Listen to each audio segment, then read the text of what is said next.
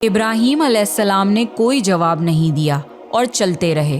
ہاجرہ علیہ السلام ان کے پیچھے چلتی رہیں اور سوال کرتی رہیں کہ ہمیں کس کے حوالے کر کے جا رہے ہو؟ یہ تو بالکل بے آباد جگہ ہے۔ ابراہیم علیہ السلام نے پھر بھی کوئی جواب نہیں دیا۔ آخر ہاجرہ علیہ السلام نے ان سے پوچھا، کیا آپ کو اللہ نے اس کام کا حکم دیا ہے؟ تو ابراہیم علیہ السلام نے فرمایا، ہاں۔ تب سیدہ ہاجرہ مطمئن ہو گئیں اور بولیں، اگر یہ بات ہے تو اللہ ہمیں بالکل ضائع نہیں ہونے دے گا۔ خوراک اور پانی چند دن میں ختم ہو گیا۔ پانی کا ایک بھی قطرہ نہ بچا۔ خوراک نہ ملنے کی وجہ سے ماں کا دودھ بھی خشک ہو گیا۔ اب بچہ بھوک سے بلکنے لگا۔ ہاجرہ علیہ السلام اپنے بچے کو بھوک سے روتا ہوا نہیں دیکھ سکتی تھی، اس لیے انہوں نے بچے کو وہیں چھوڑا اور پاس کی پہاڑی صفا کی طرف دوڑی کہ شاید کسی طرف پانی یا خوراک نظر آ جائے یا کسی انسان کی جھلک نظر آ جائے۔ جب کچھ نظر نہ آیا تو نشیب کی طرف پہنچی، پر جب انہیں بچہ نظر آنا بند ہو گیا تو تیزی سے مروہ کی پہاڑی کی طرف دوڑی۔ وہاں بھی کچھ نظر نہ آیا۔ خیال آیا کہ پھر سے کوشش کرنی چاہیے۔ اس طرح انہوں نے صفا اور مروہ کے درمیان 7 چکر لگائے۔ اللہ کو ہاجرہ علیہ السلام کی یہ ادا بہت پسند آئی اور اللہ نے ہاجرہ علیہ السلام کی اس سنت کو برقرار رکھنے کے لیے اسے حج کا حصہ بنا دیا۔ یہی وجہ ہے کہ مسلمان حج اور عمرے کے وقت صفا اور مروہ کے درمیان صحیح کرتے ہیں۔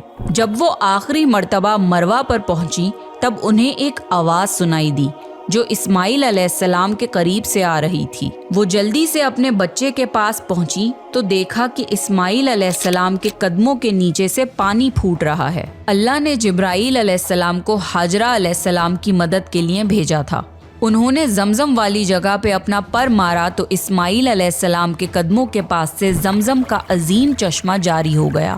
اللہ نے اپنے ان بندوں کے لیے زمین پھاڑ کر ایک چشمہ نکال دیا۔ یہی آب زمزم کا آغاز تھا۔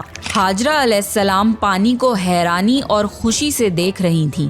جب انہوں نے دیکھا کہ پانی چاروں طرف بہہ رہا ہے تو انہوں نے زمین کو کھودنا شروع کر دیا تاکہ پانی ادھر ادھر نہ بہہ جائے۔ پھر انہوں نے اس گڑھے کے چاروں طرف پتھر رکھ دیے اور بولی، زم زم یعنی رک جا۔ نبی صلی اللہ علیہ وسلم کا فرمان ہے، اللہ اسماعیل علیہ السلام کی والدہ پر رحم فرمائے، اگر وہ جلد بازی سے کام نہ لیتی تو زمزم ایک بہنے والا چشمہ ہوتا۔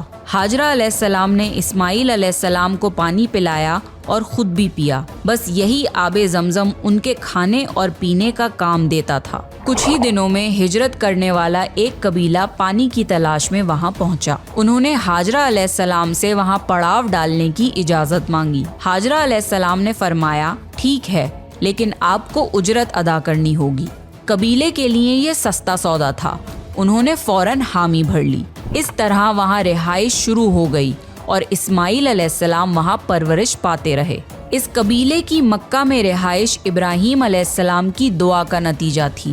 جب ابراہیم علیہ السلام نے اپنے بیوی بچے کو بنجر جگہ پہ چھوڑا تھا تو یہ دعا مانگی تھی، اے ہمارے پروردگار، میں نے اپنی کچھ اولاد اس بے آباد جنگل میں تیرے گھر کے پاس بسائی ہے، یہ اس لیے کہ وہ نماز قائم کریں، پس تو کچھ لوگوں کے دلوں کو ان کی طرف مائل کر دے اور انہیں پھلوں کی روزیاں عطا فرما تاکہ یہ شکر گزاری کریں۔ دن گزرتے رہے اور اسماعیل علیہ السلام مکہ میں بڑے ہوتے رہے۔ ابراہیم علیہ السلام ہر سال 1-2 بار اپنے گھرانے کی دیکھ بھال کے لیے چکر لگاتے تھے۔ جب اسماعیل علیہ السلام نے ہوش سنبھالا تو ایک بار پھر آزمائش کا وقت آ گیا۔ ابراہیم علیہ السلام نے خواب میں دیکھا کہ وہ اسماعیل علیہ السلام کو ذبح کر رہے ہیں۔ ان کی نیند کھل گئی۔ ابراہیم علیہ السلام جانتے تھے کہ انبیاؤں کے خواب اللہ کی طرف سے وحی ہوتے ہیں، لہٰذا انہوں نے اس خواب کے مطابق عمل کرنے کا ارادہ کر لیا۔ ابراہیم علیہ السلام نے اسماعیل علیہ السلام سے فرمایا، میرے پیارے بیٹے، میں نے خواب میں دیکھا ہے کہ میں تمہیں ذبح کر رہا ہوں، اب تم بتاؤ کہ تمہاری کیا رائے ہے؟ اسماعیل علیہ السلام نے فرمایا، اے ابا جان، آپ کو جو حکم ملا ہے اس کو کر گزریے، انشاءاللہ آپ مجھے صبر کرنے والوں میں پائیں گے۔ باپ بیٹے دونوں اللہ کا حکم پورا کرنے کے لیے پیش ہو گئے۔ اسماعیل علیہ السلام نے اپنے والد سے فرمایا، جب آپ مجھے ذبح کرنے لگیں تو میری پیشانی زمین پر رکھ دیے گا تاکہ آپ کو میرا چہرہ نہ نظر آئے اور کہیں آپ کے ہاتھ رک نہ جائیں۔ ابراہیم علیہ السلام نے ایسا ہی کیا اور آنکھوں پر پٹی باندھ لی۔ اب انہوں نے چھری پکڑ کر گردن پر چلا دی، لیکن چھری نے گردن نہ کاٹی۔ ابراہیم علیہ السلام نے زور لگایا تو انہیں ایک دمبے کی آواز آئی۔ ابراہیم علیہ السلام نے حیران ہو کر پٹی کھولی تو دیکھا ایک دمبا کٹا ہوا ہے اور اسماعیل علیہ السلام دور کھڑے مسکرا رہے ہیں۔ اللہ نے ابراہیم علیہ السلام کو آزمایا اور ابراہیم علیہ السلام اللہ کے ایک حکم پہ اپنے اکلوتے بیٹے کو قربان کرنے کے لیے راضی ہو گئے، وہ بھی وہ بیٹا جو انہیں 86 سال کی عمر میں پوری زندگی بے اولاد رہنے کے بعد ملا تھا۔ اللہ ظالم بادشاہ نہیں۔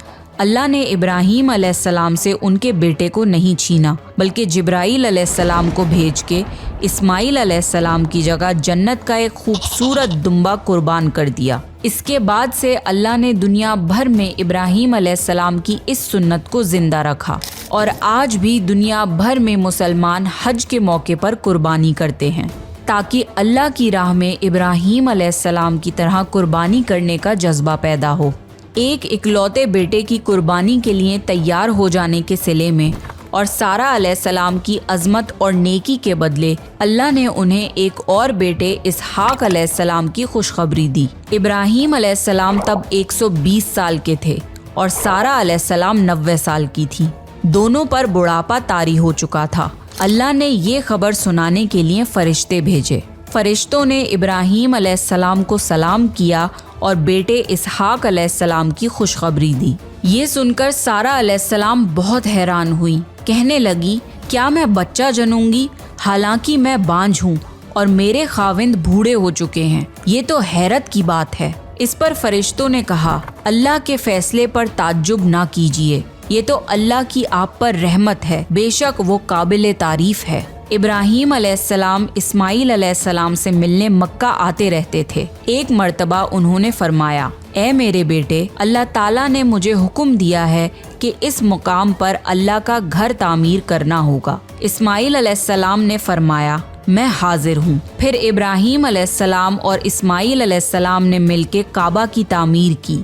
جب وہ بیت اللہ کی بنیادوں کو بلند کر رہے تھے تو دعا مانگ رہے تھے کہ اے ہمارے رب، ہماری محنتوں کو قبول فرما، تو دعا کو سننے والا جاننے والا ہے، اور ہمیں اپنا فرما بردار بنا، ہماری اولاد میں سے بھی ایک فرما بردار گروہ بنا، اور ہمیں عبادت کا طریقہ سکھا اور ہم پر رجوع فرما، کیونکہ تو ہی توبہ قبول کرنے والا اور رحم فرمانے والا ہے۔ اے ہمارے رب، ان پر انہی لوگوں میں سے ایک رسول بھیج جو ان پر تیری آیت کی تلاوت کریں اور تیری کتاب اور حکمت سکھائیں اور انہیں پاک کریں، یقیناً تو غالب